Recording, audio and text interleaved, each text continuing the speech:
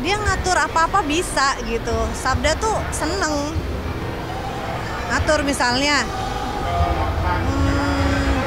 apa ya? Ya soal rumah tangga deh misalnya. Dia udah tahu maunya Sabda tuh begini gitu, udah tahu. Ini saya rasa suatu hal yang wajar dan lazim saja ya. Karena di dalam hukum juga diatur kalau misalnya kita meminjam sesuatu itu ya wajib untuk dikembalikan. Ya, itulah hukum mendasar dari pinjam meminjam. Sidang pada hari ini untuk peraturan nomor 13 dan 16 terkait dengan judi online yang dilakukan oleh Gita Mejari dan Wadwino menjadi kewajiban bagi penyidik untuk memanggil mereka untuk menentukan siapa tersangka dari perbuatan ini, apakah dilakukan oleh yang bersangkutan Gita Mejari dan Wadwino saja seorang atau bersama-sama dengan orang lain. Termasuk juga seharusnya kalau penyidiknya sendiri itu melacak dari mana uangnya, siapa yang order mereka, gitu. Harusnya seperti itu.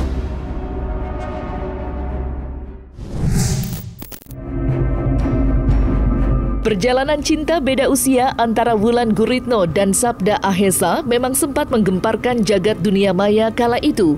Namun, kisah cinta mereka harus kandas tanpa diketahui apa yang menjadi penyebab keduanya mengakhiri hubungan mereka.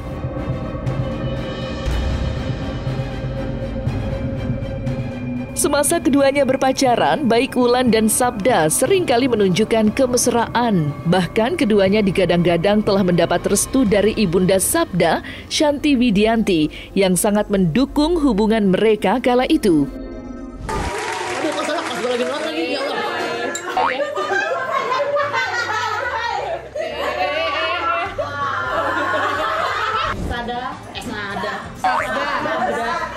Nanya dong Sabda, kalau lagi luli apa?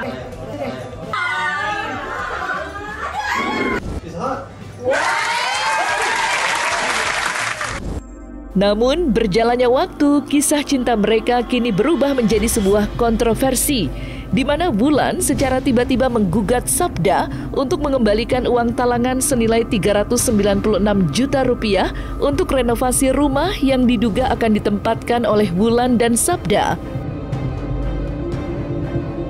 Menyikapi adanya langkah yang ditempuh oleh Wulan, ibunda dari Sabda, Shanti Widianti pun akhirnya buka suara dan mempunyai pandangan sendiri soal sosok Wulan di matanya. Lantas, seperti apa sosok Wulan di mata ibunda Sabda? Dia ngatur apa-apa bisa gitu. Sabda tuh seneng ngatur misalnya apa ya? Ya soal rumah tangga deh misalnya. Dia udah tahu maunya Sabda tuh begini gitu, udah tahu. Bukan Wulan membimbing, saling membimbing kalau saya bilang sih. Saling mempengaruhi. Saling mempengaruhi. Sabda jadi lebih, tadinya agak kurang ngomong apa gimana gitu, jadi lebih banyak temen lah ya. Sabda tuh orangnya senangnya kayak saya berteman. Tadinya itu aja, ini geng ini gitu. Oh, sekarang kan lebih banyak teman, berbaur gitu. Mungkin pendiam, jadi kalau untuk orang pilih-pilih terdekat aja gitu ya? Ya, yang terdekat, yang dia nyaman gitu. Ada yang paling kelihatan nggak mungkin berubah gitu, atau kayak Gita Semaran happy banget mungkin, tapi gimana sih Bu? Habis anaknya cool ya, nggak terlalu yang kelihatan gimana gitu. Saya aja kira nggak tahu gitu. Pertama kali yang ulang tahun itu kan, terus Sab, kamu mau Wulan? Terus iya, akhirnya dia bilang iya. Terus dia itu, Bunda mau ketemu gitu. Terus ya udah, akhirnya ya pertama kali tuh pas Sabda ulang tahun, bulan Maret kemarin. Kalau saya gini, karena dulu saya sama orang tua tuh dilarang pacaran, malah saya sengajain. Jadi saya tidak pernah mau melarang anak-anak pacaran sama siapapun. Selama mereka bahagia, nanti mereka jadi, saya kan pasti akan merestui. Pasti. Hidup yang jalanin tuh sabda. Bukan orang lain, bukan omongan orang lain. Jadi menurut saya nggak penting. Selama anak saya bahagia. Jadi sabda tuh punya kriteria perempuan idaman. Jadi menurut dia ini dia kriteria ini oke, ini oke, ini oke, ini oke. Udah, pokoknya semuanya. Iya, semuanya ada di Wulan. Udah dekat banget, dan kalau buat saya yang penting kebahagiaan anak. Saya nggak bisa bilang kamu nggak boleh, kamu boleh, nggak bisa. Anaknya cocok, go ahead. Kebahagiaan anak dia yang menentukan sendiri. Kalau dia cocoknya sama Wulan, kenapa enggak? Saya pasti merestui. Gitu. Kak Wulan udah direstuin. Ya lu tanya dong sama keluarga itu. Tanyanya kalau nanti pertanyaan itu coba kita pakai logika ya. Mbak Wulan udah direstuin. Nah yang restuin gue apa keluarganya? Yang harus ditanya keluarganya, gue nanya ke aku.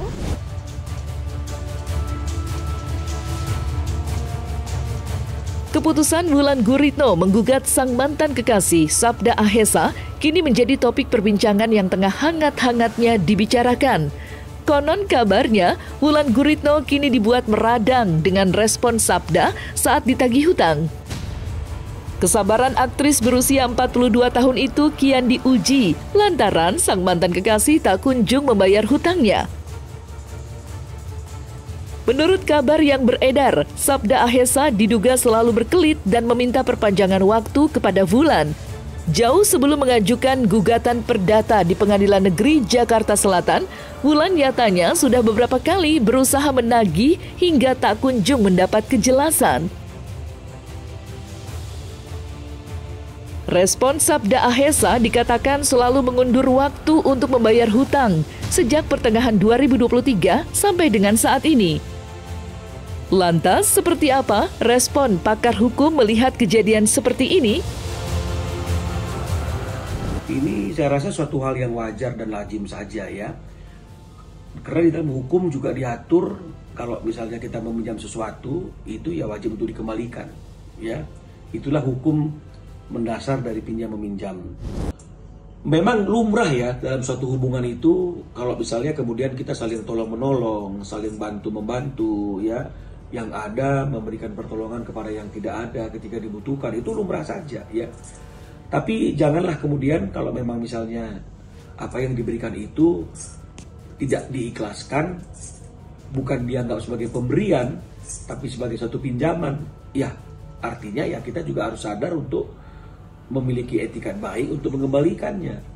Dan kalau memang misalnya tidak dikembalikan sepanjang misalnya bukti-bukti bahwa itu adalah sebuah pinjaman atau memang ada bukti pentransferan atau apapun yang bisa membuktikan ada perpindahan uang tersebut dari satu ke yang lainnya.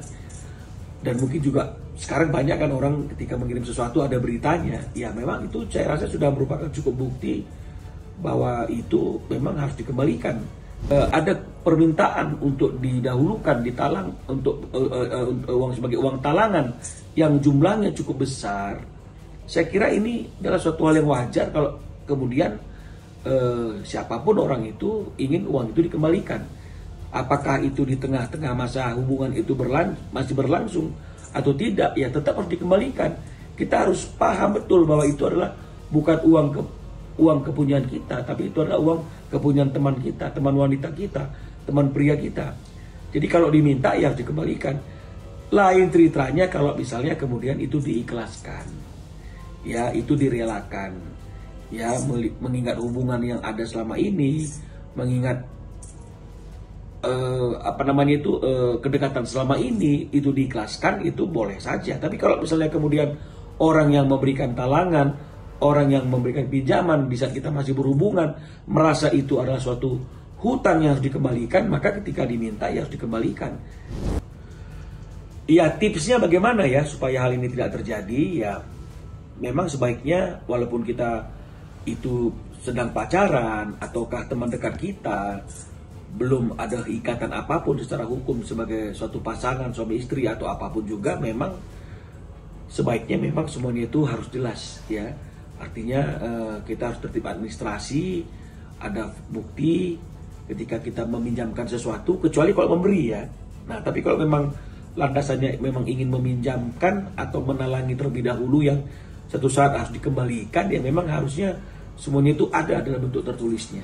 Ya, jadi jangan hard feeling ya. Itu saya kira hanya untuk membuat suatu daya ingat. Suatu saat kita bisa mengingat ada kewajiban yang harus kita selesaikan. Ya, jadi itu tipsnya.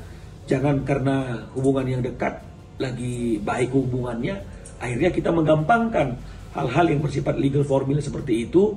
Suatu saat ketika kita sudah ada masalah dan ingin uang itu dikembalikan, akan timbul hal-hal yang mungkin bisa menyulitkan kita ketika kita ingin meminta uang itu kembali. Ya. Gugatannya itu adalah gugatan yang intinya di dalam posita disebutkan bahwa tergugat telah melakukan perbuatan melawan hukum terkait dengan dana talangan senilai 396.150.000 rupiah.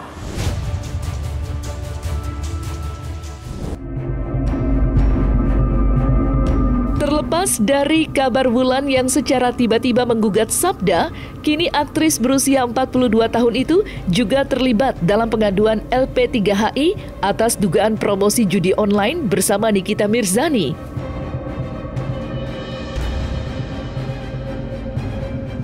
Dan patut diketahui pula, jika kasus ini sudah mencapai tahap penyelidikan pihak kepolisian, yang mana Wakil Ketua LP3HI, Kurniawan Adi Nugroho, telah menyertakan bukti tertulis guna dilakukannya proses lebih lanjut terhadap kasus ini. Yang pada hari ini untuk peradilan nomor 13 dan 16 terkait dengan judi online yang dilakukan oleh Nikita Mirzani dan Wargino, promosi judi online ya, bukan judi online ya.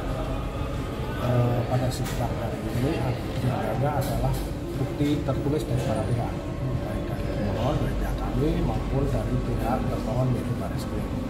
Nah, dari bukti-bukti yang kami ajukan khususnya adalah berupa putusan pengadilan. Ada beberapa putusan pengadilan, ada 3 yang kami ajukan, yaitu di Tangerang, Malang, dan Bandung, yang kesemuanya menyatakan bahwa promosi judi online itu adalah tindak pidana, sehingga dalil Barreskrim yang menyatakan pada saat ini masih penyelidikan yang dengan tujuan untuk menemukan apakah perbuatannya tindak pidana atau bukan, itu sudah terjawab dengan putusan-putusan itu, sehingga mereka punya rujukan ketika menaikkan statusnya menjadi penyidikan. Menjadi kewajiban bagi penyidik untuk memanggil mereka untuk menentukan siapa tersangka dari perbuatan ini, apakah dilakukan oleh yang bersangkutan, Nikita Mirzani dan Wargino saja seorang atau bersama-sama dengan orang lain. Termasuk juga seharusnya kalau penyidiknya jeli itu melacak dari mana uangnya, siapa yang order mereka, gitu. Harusnya seperti itu. Kalau menurut kami ya,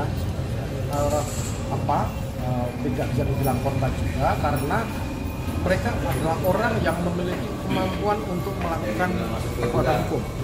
Mereka tidak gila, mereka tidak di bawah pengangguan, sehingga bisa memikirkan apakah perbuatan ketika mereka setuju untuk dikontrak oleh pihak pemberi kerjaan, itu mereka bisa memikir apakah ini termasuk judi atau tidak, sehingga mereka bisa menolak. Kalau memang menurut mereka itu judi, dari awal mereka bisa menyadari dan mereka bisa melakukan riset, harusnya mereka menolak. Tetapi ketika mereka tetap melakukan itu kan jadi persoalan, gitu. Karena ada beberapa 3 putusan yang kita ajukan alasannya juga sama. Mereka game, mempromosikan game, tapi hakim kan tidak bisa seperti itu. Mungkin punya pandangan lain, dan 3-tiganya mengatakan promosi judi online adalah tindak pidana. Jadi adalah tujuan kami mengajukan gugatan ini agar penyidik bekerja lebih serius untuk menentukan siapa tersangkanya dan juga mengajukannya ke persidangan. Asalnya adalah mempromosikan. Kalau mempromosikan, maka orang yang mempromosikan, bukan orang yang memberi. Kalau orang yang memberi, itu beda lagi pasalnya. Kalau orang yang mempromosikan, maka ya itu. Apakah kemudian dia bekerja sama dengan orang lain atau bertindak sendiri, itu urusan lain. Tetapi tidak bisa mengatakan diri bahwa dia adalah korban. Ditipu misalnya, kalau memang ditipu silakan laporkan penipuan bahwa itu memang kontraknya adalah kontrak yang tidak sah misalkan. Nah itu urusan mereka, silakan. Tetapi terhadap promosi judi online sendiri itu adalah tindak pidana. Itu yang harusnya dilakukan secara cepat oleh penyidik, karena korban judi online kan sudah terlalu besar. Ada yang utang kemana-mana, bahkan ada yang bunuh diri.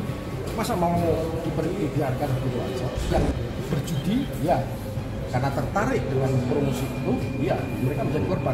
Tapi orang yang mempromosikan itu tidak bisa dikatakan di membela diri, saya juga korban. Kecuali kalau saya orang gila atau saya tidak bisa melakukan perbuatan hukum, saya di bawah pengampuan misalnya, saya bisa berkata bahwa saya korban. Tapi kalau saya memilih dalam kualifikasi dapat atau cakap melakukan perbuatan hukum, tidak bisa mengatakan dirinya sebagai korban.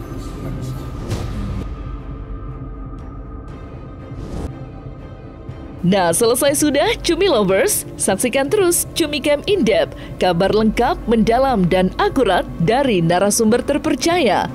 Dan jangan lupa untuk like, subscribe, dan juga share channel YouTube Cumi Cumi.